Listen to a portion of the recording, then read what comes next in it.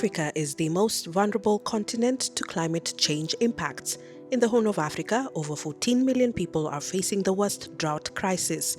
In 2022, the UNDP Resilience Hub with stakeholders produced a framework for resilience to better understand and articulate what resilience means for Africa. The concept of resilience is quite complex. It ranges from the ability of ecosystems, to withstand shocks or to adapt to shock. It's also about government systems being able to anticipate shocks and be able to respond. Because my focus is technology, and so basically we have capabilities now in the way that we can engage citizens, but also we can get feedback.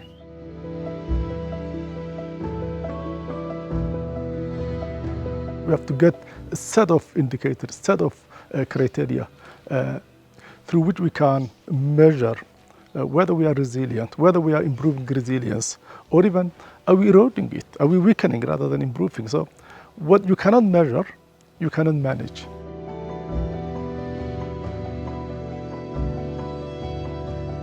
Let us have demand-driven resilience building, resilience measurements.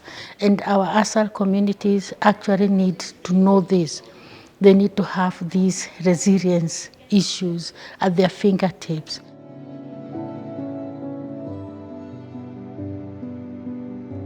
Para que deixemos de andar atrás só de atividades de recuperação de emergência, mas passamos a desenvolver programas mais sustentáveis.